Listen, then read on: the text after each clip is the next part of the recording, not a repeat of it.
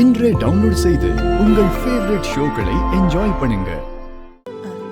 இதோ லக்ஷ்மி கூட வந்துட்டாப்பா. அம்மா லக்ஷ்மி வந்துட்டியா?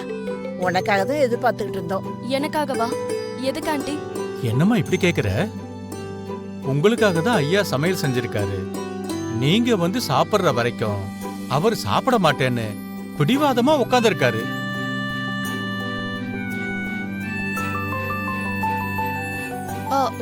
என்ன அர்ஜுன், தேவையில்லாம எனக்காக எதுக்கு எதிர்பார்த்துக்கிட்டு இருக்கீங்க? நான் ஏதாவது ஒரு டைம்ல வந்து சாப்பிட்டுப்பேன்ல. பரவாயில்ல, இருக்கட்டும் லக்ஷ்மி. அதான் இப்ப வந்தாச்சுல, வா சேர்ந்து சாப்பிடலாம். நான் செஞ்ச சாப்பாடை நானே பரிமாறினாதான் அது எனக்கு ரொம்ப பிடிக்கும்.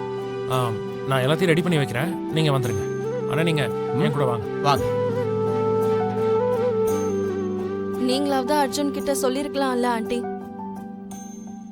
எனக்காக பாவம் அவர் எதுக்கு வெயிட் பண்ணணும்? அவன் எப்பவும் அப்படிதாம்மா, கொடுத்த வாக்க மீற மாட்டான்.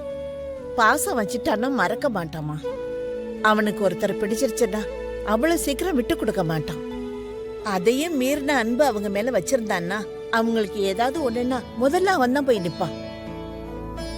இன்னைக்கு உனக்காக சமையல் செஞ்சிருக்கான்ல, அதனாலதான் பக்கத்துல நின்னு பரிமாறுற வரைக்கும் அவனுக்கு மனசு திருப்தியே இருக்காது.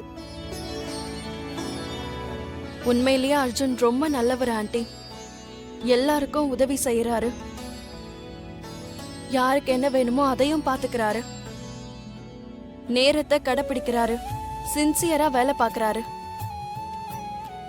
அதனாலதான் அவர் இந்த அளவுக்கு உயர்ந்து நிக்கிறாரு. நீ சொன்னது 100% உண்மைமா.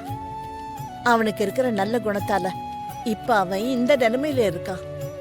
ஆனா என்ன, ஒரு பொண்ணோட காதல்ல விழுந்தப்ப அவ பாதியில விட்டுட்டு போனதால, குடிப்பழக்கம் அதிகமாகி போதையிலே இருந்ததால கொஞ்ச நாள் எங்களை ரொம்ப கஷ்டப்படுத்திட்டான்.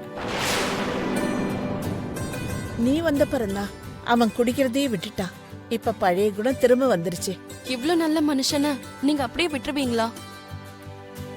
அவருக்கும் கல்யாணம் பண்ணிக்கணும், புள்ள குட்டிங்களோட சந்தோஷமா இருக்கணும்னு ஆசையா இருக்கும்ல.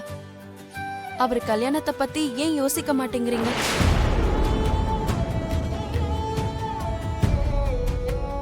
அந்த கல்யாணத்தை பண்ணி வச்சிட்டீங்கன்னா அவர் இன்னும் சந்தோஷமா இருப்பாரு.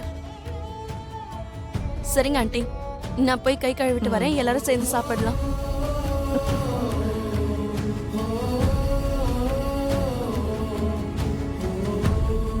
அம்மா, லக்ஷ்மி அம்மா என்ன சொன்னாங்கன்னு பாத்தீங்களா?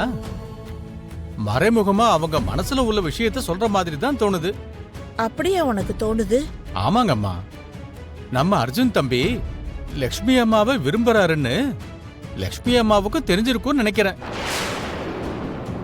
அதனாலதான் லக்ஷ்மி அம்மாவும் அவங்க மனசுல இருந்த விஷயத்த வெளியே சொல்லிட்டாங்கன்னு நினைக்கிறேன். இதுக்கு மேல எதையும் யோசிக்காம கேட்டுருங்க. அது என்னவோ தெரியல, எனக்கு கொஞ்சம் டென்ஷனாவே இருக்கு. அம்மா, சாப்பிடும் போது நல்லதா இருந்தாலும் கெட்டதா இருந்தாலும் பேசுனா அதுக்கு ஒரு தீர்வு கண்டிப்பா கிடைக்கும். இப்ப சாப்பிடும் போது நீங்க கேட்டுருங்கம்மா, எதை பத்தியும் யோசிக்காதீங்க.